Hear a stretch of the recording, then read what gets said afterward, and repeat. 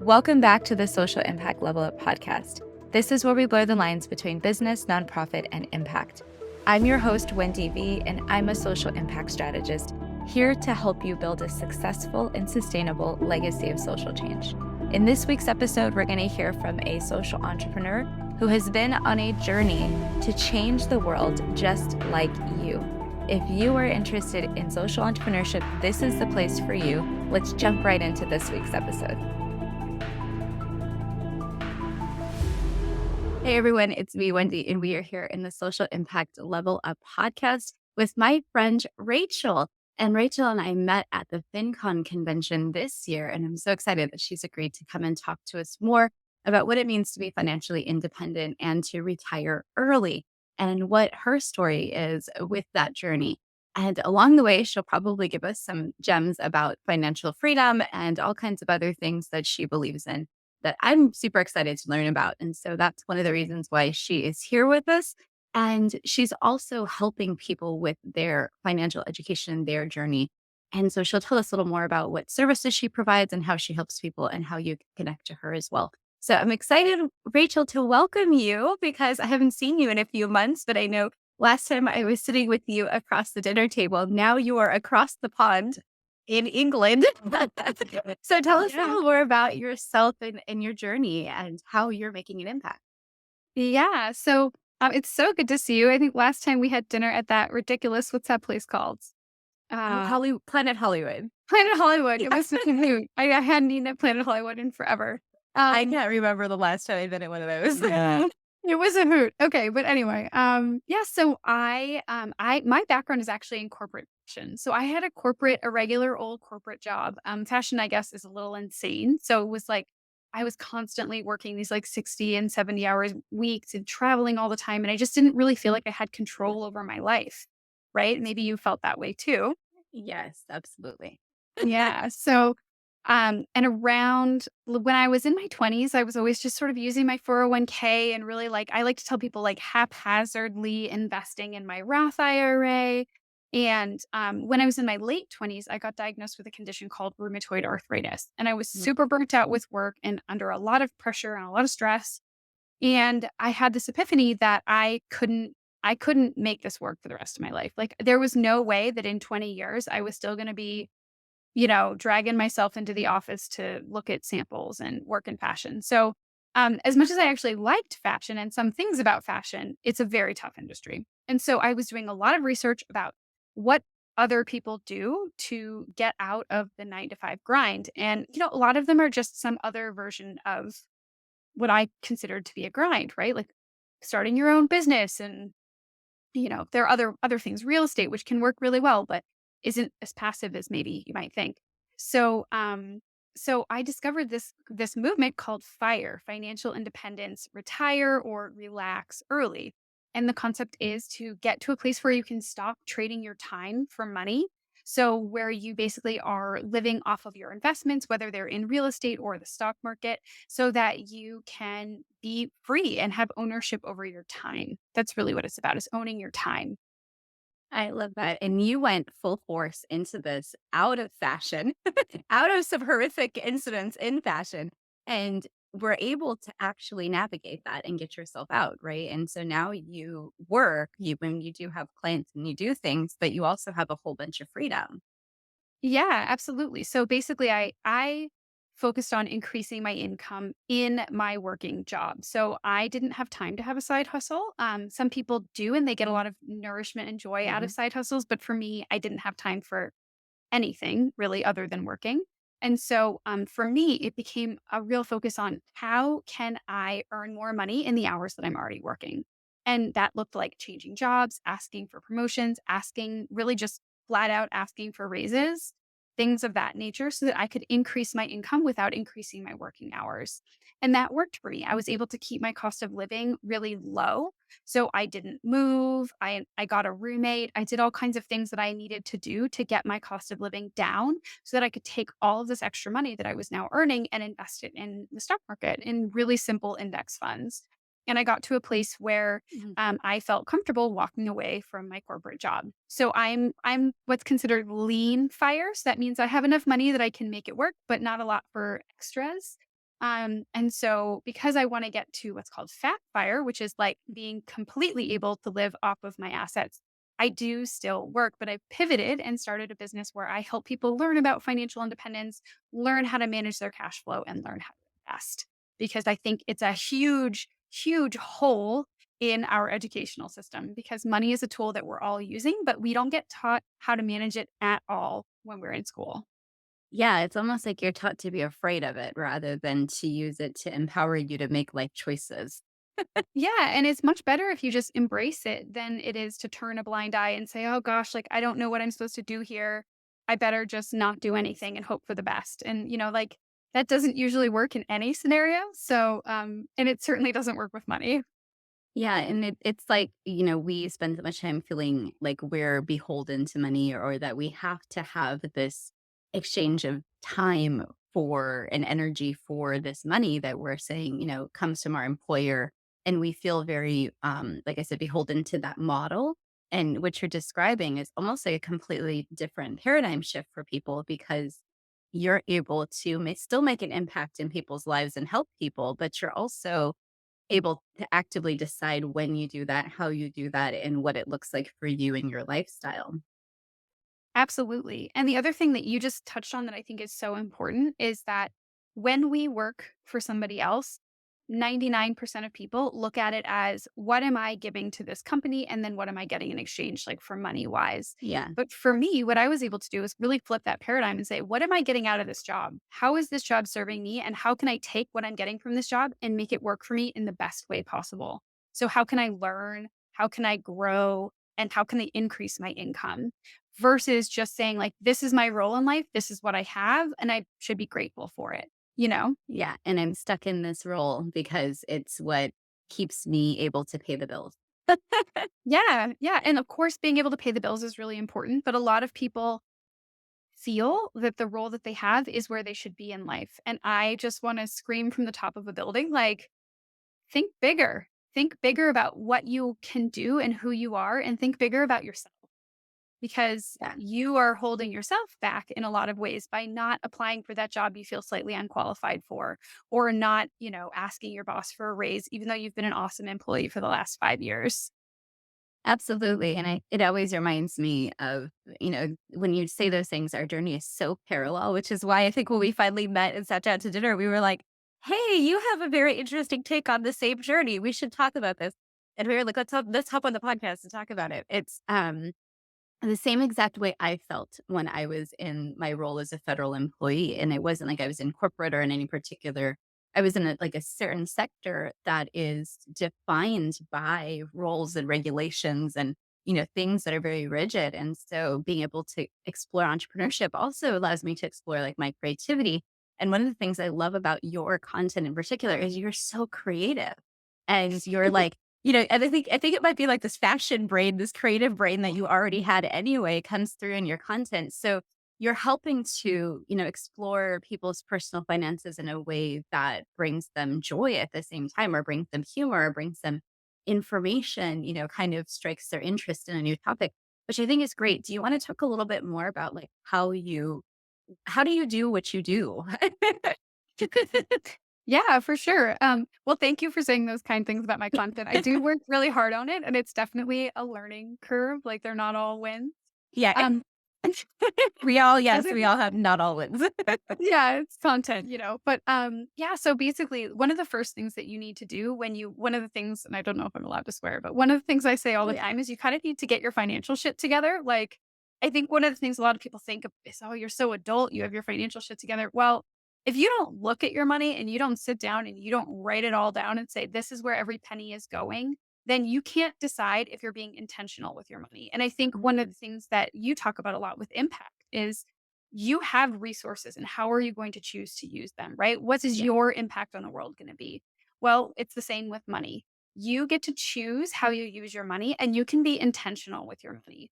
So choosing the things that matter to you is incredibly important. There's no such thing as a frivolous purchase. It's just whether that purchase is getting you closer to your goals or not. And your goals might be things like spending more time with my family, enjoying the great outdoors, volunteering. Maybe it costs you a bunch of money to drive to a volunteering event that you want to do, and it takes up an entire Saturday that you could have spent doing something else, but it's getting you closer to that goal of being a person who gives.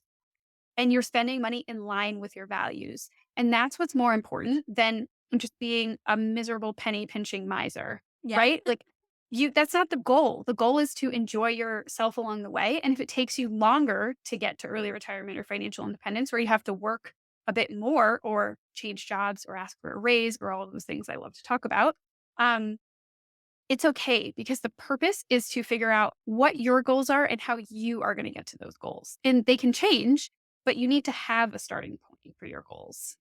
Yeah, and you're inviting people to think bigger. I say that a lot too. It's like the goal is you might be limiting yourself with the goal because this is all you can see for yourself right now. But if there was something more that you hadn't even explored in your imagination and given yourself the freedom to imagine, how can you say, oh, well, I want a house that has an infinity pool? Like, you'll Yeah. continue to say, no, I want to stay in this small role. And all I'm allowed to have is a house that has zero backyard. Yeah. Yeah. And so it is a mindset thing. And so that's one of the other parallels I know between the messaging that we have is like, how can you invite yourself into this world where there's other options for you? Yeah, absolutely. And I think mindset is so important. And one of the things, so I'm obsessed with Atomic Habits by James Clear. It's such a good book. But one of the things that he talks about a lot is that you need evidence to show yourself that you are a different person than you perceive yourself to be. Mm, So the example that he uses is he talks about two people who are trying to quit smoking. One person says, when offered a cigarette, says, "No, thanks, I'm trying to quit." The other person says, "No, thanks, I'm not a smoker." Right? mm, Even if they both each had a cigarette 2 minutes ago, it's about the framework of how you see yourself. So if you see yourself as a person who is able to live abundantly and able to grow and think bigger about your own life, you need some evidence of that. Right. And some of the evidence when it comes to, if you're starting out really, really basic with money and you've never really thought about money and you don't really have much savings, it can be simple things like opening a high yield savings account and auto transferring $20 a month into it. But you need some evidence that you're capable of taking action and that you have a path and you're going to stick to it. And it just turns into this sense of A, I am consistent, and B, I am changing who I am. And those are the two things that you really need in order to grow, I think, whether it's from a financial standpoint or from another just a standpoint, more of an personal impact. standpoint. Yeah. Yeah, yeah, exactly. Yeah. No, and it's true. And I think that it also points to that there are people who have a growth mindset that are looking to grow, that's their goal, and others who are more comfortable without the growth. And that's completely okay. There's nothing kind of judging against that. But it also it just keeps you stagnant. And so you can't expect the growth. Like, you can expect the results. Like, I'm going to be able to retire early as a millionaire, but not do any of the legwork. And so all of the things that you were describing, the micro steps of how do you even ask for a raise, people are really intimidated by some of those steps. And so can you talk a little bit more about, like, any of the stories from your work about how you've gotten people to get past some of these, really intimidating financial steps? Yeah, definitely. So I have many clients who have taken the leap and gotten significantly higher paying jobs. Like that is the first thing that we work on, or they're Mhm. coming in and they're already in a salary negotiation. And it can be something really simple. Like, for example, you can, let's say that you are currently earning $65,000 a year in your job and you've been in that job for 5 years. I have a client, this is exactly the case. She had been in the job for 5 years, killing it. Human resources would call her about other positions within the company, and she just lacked the confidence to apply for those positions. So Mm. she started applying for some of these higher level positions, and she called me and she said, "I have an interview. I'm thinking about asking for $70,000." And I was like, "Hold the phone. You haven't gotten a raise in 5 years. Inflation is 8%. We can look up the pay bands because they're public records. So we can just Google what other people in that title are earning." And I encouraged her to ask for $90,000, which for her was just like a mind bending experience. Now, she didn't get $90,000, but she did get a huge pay increase, much, much, much more than she could have ever imagined. And it's because she just had the courage to ask. And it's not about saying, "Could I please have this raise?" or "Could you please pay me this?" It's, here's all the amazing things that I am going to provide for this organization based on my history of X, Y, and Z. This is why I'm going to need to get closer to X, Y, and Z salary. So it's also about knowing some of the lingo and knowing some of the verbiage Yeah. around of what you're asking for. You're not asking for a raise, you're delivering way more than, they're offering. It's not like when a pizza shows up, you can just say, "Oh, I actually just wanna pay you $10." No, the pizza shows up, it's all mashed up and it looks awful, then you could say, "I'd really like a discount based on X, Y, and Z things," right? Yeah. So And it's like people wouldn't even think to sometimes look for similar information about the job that they're going into. But that's kind of just part of, doing your research and knowing your field. If you are crossing a threshold from, one level of duty to another level of duty, ideally you would be moving into an whole entire pay band difference. And I think people don't think about it that way. And I know in the federal government, those pay bands are public and they're very rigid. As I was saying, everything there is very prescriptive. And you knew that if you were moving from even a non-supervisory to a supervisory role, that there was going to be like a $10,000 increase at least because of the fact that there was this added sense of, supervising people or whatever usually. So it just depends. But people who don't look into that kind of stuff, I always wonder, I'm like, then, they get such a good deal. But then sometimes, even if you do look into it and you advocate for yourself, which has happened to me before, when I did go back and say, hey, there was a discrepancy here. Really, I make this and you should be looking at this amount for my comparable pay. I realized that, they still lowballed me later, and I was really upset when I found out that other directors were paid a lot more than I was, and there was probably some sort of, like, male, female thing going on there as well, and so it's kind of like, yes, you advocate for yourself, and even then, you still may not see, the result you're really looking for. yeah, and it's, like, heartbreaking when you realize, especially if it's a new job, you realize that you undersold yourself and that other people with Yes. the same title are earning more. And it kind of you can certainly go back to them and say, "Hi, I found out that so and so, who has exactly the same number of years of experience as me, is earning this amount. Can you help me understand the discrepancy in our pay?" Mhm. Ask them to defend themselves, right? And I think that's another thing about employment that's so tricky is there's so little transparency in Mhm. employment information and people don't like to talk about their salaries. Yeah. But I also think that because of that, I'm always encouraging people to aim really high. Go in and ask for a number that just makes your armpits sweat. Don't go in and say, "Oh, I'd like $5,000 more than you asked me for." Like, no, go in with a number that gives you anxiety Mhm. because that tells them that you're really valuable. Also, as a person who has worked in a corporate role and who's hired people in the past, I'm never hiring someone that I feel I could easily just replace with someone else. I'm always so excited to find a person I actually want to hire that I'm going to go the extra mile to get this person on my team. And if I have to come up with extra budget to do it, I'm going to probably go ahead and do that because that this person has the values that I need to fill this role. So I think Yeah. That as the job seeker, we feel that when you're the job seeker, you feel like, "Oh my God, I really want this job. I'm so desperate for this job." But guess what? The employer is also really desperate to hire you, but you don't see that because you're not on that side. Mhm. So remembering that it's a much more balanced playing field than you think. I've been that middle manager too, where you're going back and forth to HR, like, no, I really need more money for this person. Like, I really need this one person. And I mean, someone's waited on me like 4 months to get back to them for a role like that because of that very reason of like trying to get them the salary they wanted to say yes, because you want that one person. And you're like, please, yes, just don't take another job while we're trying to get this done. So Yeah. I've been exactly in that role too. So I want to go back to something we were talking about earlier, where we were talking about people's, how do you step out into your vision or how do you kind of get into a place where they can do what you did, which is what I call removing the golden handcuffs, taking, the job security away from yourself and stepping out into a role that's completely defined by you and your own success that you're able to foster for yourself. And you've been pretty successful as you said, you're able to maintain a fun, jovial, juviant life traveling lifestyle that I enjoy watching on Instagram. And so how do people go through that process of taking off the golden handcuffs? Like, what advice would you give?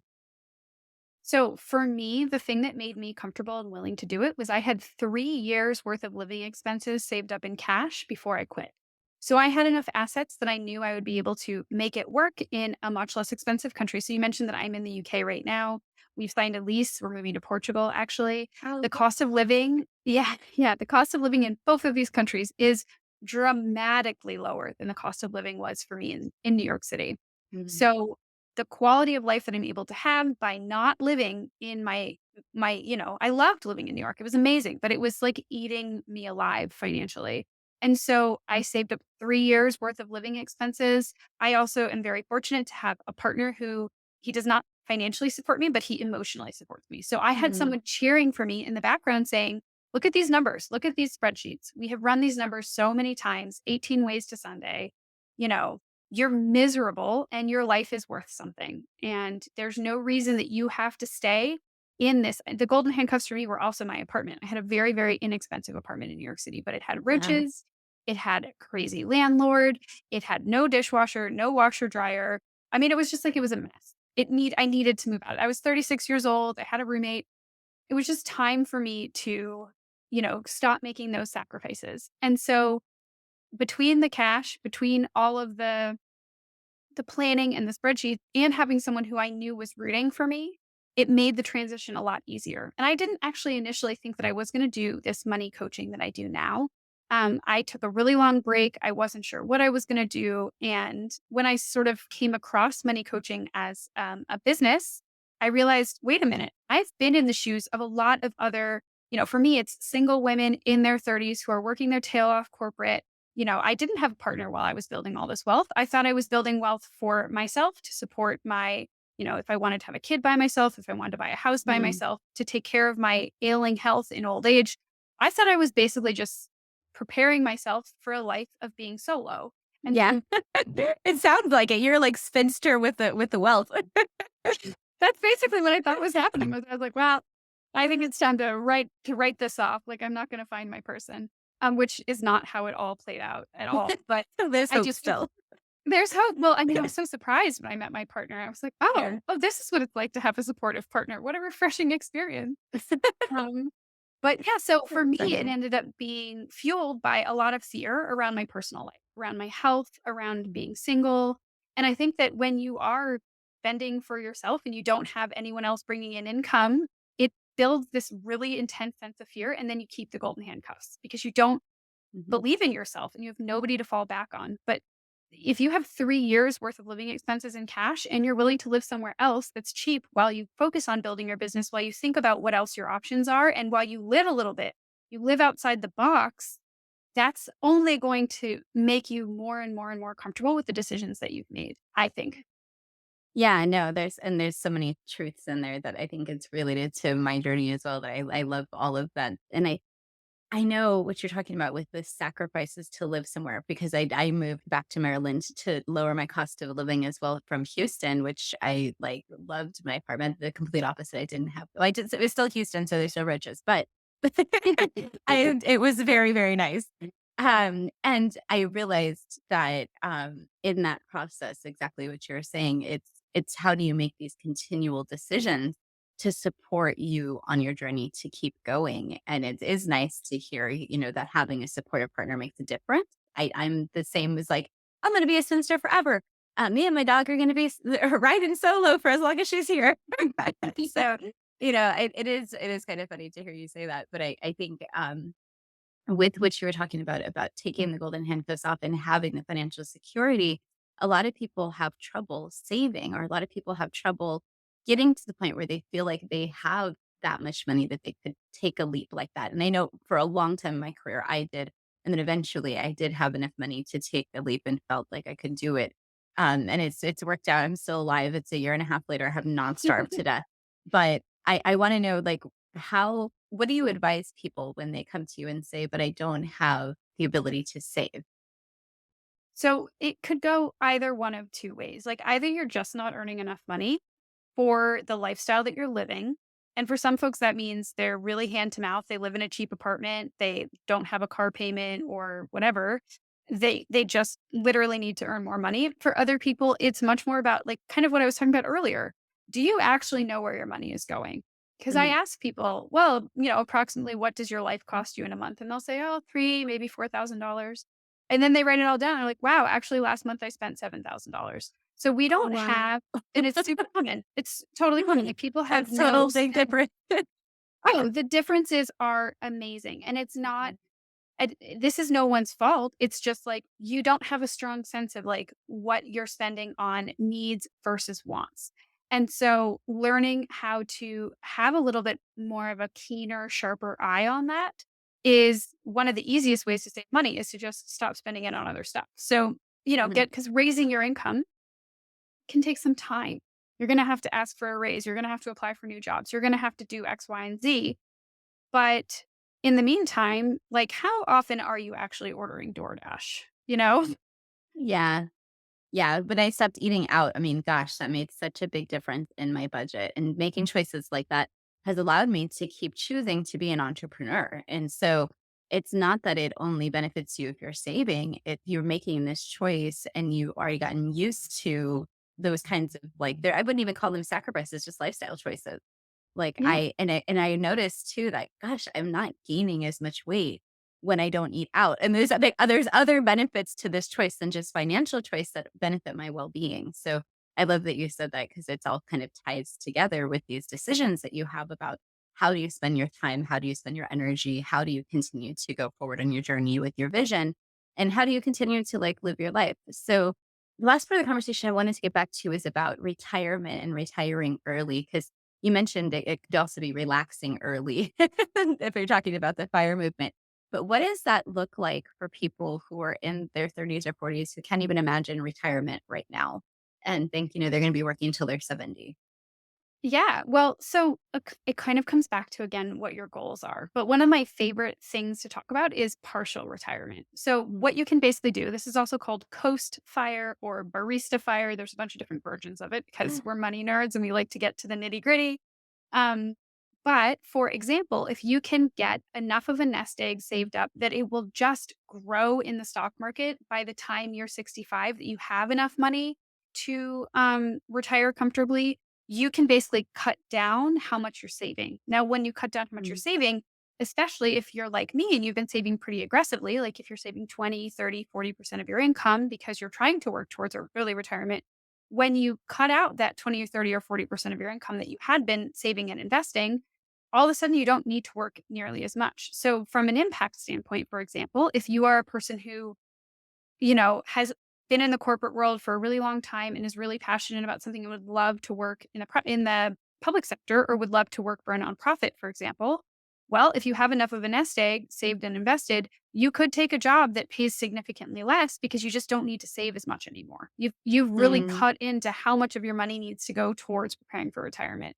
Now, if you're already in your 40s and you haven't started preparing for retirement yet, um, the time is now, right? Like the growth that you get in the stock market is not from choosing the best stocks or being really savvy, it's from time. So if you're thinking to yourself, "Oh, I'm going to be working till I'm 90 anyway, what's the point?" Well, actually that's probably not true. And if you got started now, it's not like the day you turn 65 you liquidate all of your assets. This is something that I find myself explaining a lot. You're going to take a little bit of your money out of your honey pot every year, which means that the money that you invest when you're 40 could stay invested for 40 years or 50 years. It could be invested until you're 80 or you're 90. mhm. So you'll have that money growing in the stock market in the background to support you in the future. So it does make sense to go ahead and get started right away with preparing for retirement. And even if you could only retire 5 years earlier, the difference in time is amazing. Like, and how amazing would Yeah. it be to be able to volunteer for your favorite organization 3 or 4 days a week for 5 years? That would be such an opportunity to give. Yeah, your quality of life to think about like 5 years more time where you're able to make those kinds of choices to relax versus like continue the hustle. It's just I think that's worth it. So Yes. yeah, to quickly end, because I know we both have to skedaddle to other things we've got going on today. What if if there is a way to contact you that is best, can you tell our listeners which of the ways they should be reaching out to you if they're interested in learning more about what you do and how to connect with you if they're interested in working with you. Yeah. So the best way to get in touch with me, I feel very like a millennial saying this, but the best way to get in touch with me is via Instagram direct message. So my Instagram handle and my TikTok handle are Rachel underscore talks money, TALKSMONEY. You can also email me at rachel@racheltalksmoney.com to get in touch with me. If you try to get in touch with me on TikTok, TikTok is such a hot mess that I might miss you. So please use Instagram DM or email if you would like to get in touch with me and just talk to me about your own situation. I'm always happy to talk to anyone who reaches out. Yeah, and it is so millennial that even for me, I'm like, yeah, Instagram DMs are probably the best way to honestly, it's one of the things I actually pay attention to. But yeah, TikTok, I don't know what goes on over there. I'm so horrible. If you catch me on TikTok, I'm like watching something as opposed to doing anything for myself. But it was great to have you. I'm so excited. Hopefully we'll get to see each other soon in person. Or I'll get to go and watch ponies on your Instagram stories, which is always Yes. excited. If Yeah, it I is should get some ponies up there today, actually. I haven't put some ponies in a yay! couple of days. I'll Yeah, put some ponies up. I am the captive audience for the wild ponies that are part of Rachel's new life in England, and I'm excited about Portugal too. So, new content to consume from you will be exciting to see a whole new part of your segment of your journey. Yeah, So thanks for amazing. being here, and thanks for being part of Yeah. the podcast and all of the good things. Do you want to say any last words to the audience, and then we'll close up our conversation? Just thank you so much for having me, Wendy. It's been such a pleasure. I'm so excited to be a part of your community. And I want people to know that it is possible to change your financial future. And it's about consistency and small steps. And it's really, really doable. So if you're feeling overwhelmed, if you feel behind in life, if you just have no clue what you're doing, just just start, just take action. That's the only way you're going to be able to make a difference in your own future. So don't wait for someone else to come and save you. Prince Charming is not coming. Even though in her story there was one that came eventually. Eventually, by the time if I had waited to start until I met him, Yeah, I yeah. would still be living in that cockroach-infested apartment in New York City, and he would still be living in England, and we wouldn't have had the financial resources for me to quit my job to come and be with him. And to move to So, Portugal. So it you can get your own fairy tale. That's the yes, moral of the story. the moral of the story is it can happen, although I'm just as surprised as anyone else that it happened to me, so Right? And you had to have all the followers on Instagram at the same time, I promise. So it's good to see you, Rachel. Thanks for being here and being part of the podcast. We really appreciate it. All right. To all of our listeners, thanks for being here for another episode. This has been the Social Impact Level Up podcast. We're so excited to have you as part of the community as well. And we will see you around the next episode.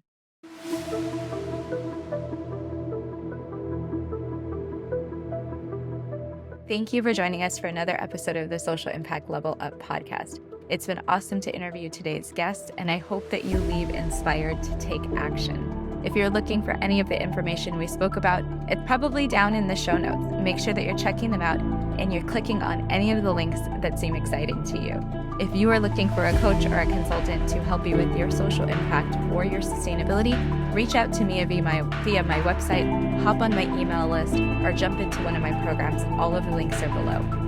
So excited to have you as part of the collective. Make sure that you come back and join us for another episode.